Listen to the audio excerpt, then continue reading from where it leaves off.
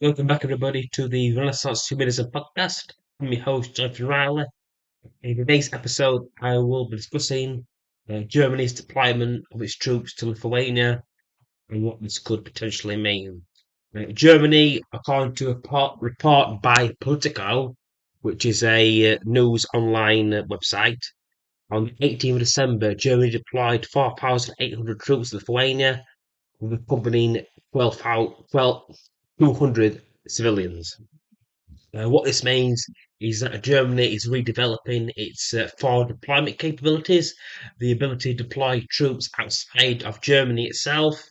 In 1945, after World War II, according to the geopolitical analyst Peter Zion, the Germans were really allowed to actually have troops outside of Germany, would allow the forward deployment capability, and that the United States worked to protect the interests of Germany, as well as protecting France and British from Germany as well, and that Germany would be contained militarily within the North Atlantic Treaty Organization, which was created in 1945 to fight the Russians, called the Soviet Union during that time period, during the Cold War period from 1945 to 1989.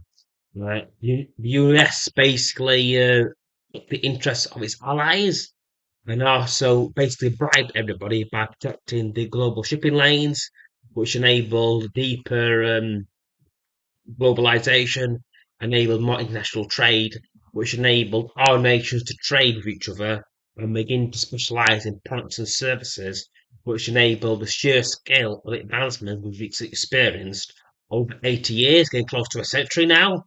And that was possible because of the United States of America. When the British, French, and Israelis tried to break out of the system and act independently of American interest, it caused the British system, its economy to collapse, which got the British stand down in 1956 and caused the resignation of Anthony Eden in 1957 and the collapse of that Conservative government, which was replaced by the Charles Macmillan government. Again, this because America guaranteed the global political system, it guaranteed the protection, and that gave American influence. Also, because America would also work the interests of other nations as well. That's what enabled the United States to do what it did, and also still limit Germany deployment. Now, with the Americans withdrawing from Europe, from the Middle East, from Japan, we can see this with the rearmament of the Japanese, the rearmament of the Germans, which was two of America's enemies during World War II. What this means in practical terms that these two nations are now starting to behave like proper nations, pursuing their national interests, pursuing their own goals. And as we see this more and more happening, we'll see America not being able to actually have great influence within these regions because they're working more independently of the United States of America. I would say it's in America's interest to maintain the alliance network they created in the aftermath of World War II, and that ultimately what America is doing now is not in their long-term geopolitical interests, and that ultimately, if, for example, Europe it breaks up into regional powers, and then the regional powers start to look influence abroad as well, that's not in American interest because how strong the American is, it's not in the interest of any Europeans for a nation to be that powerful.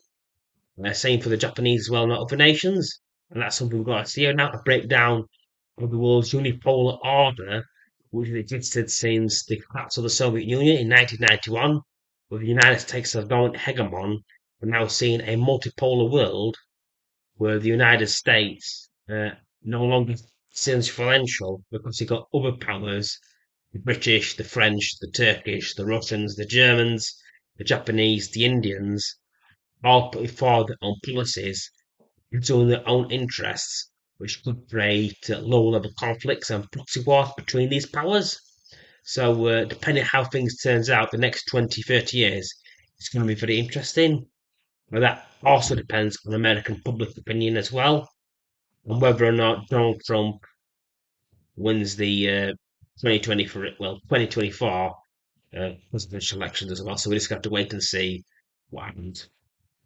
I hope everybody enjoyed today's episode. I hope you found it informative and enjoyable. You can find this content on my Medium posts as well, which I'll also leave the link in the description. Thank you for your time. I do apologise for my appearance videos, just I'm a bit ill at the moment. Thank you for your time and God bless.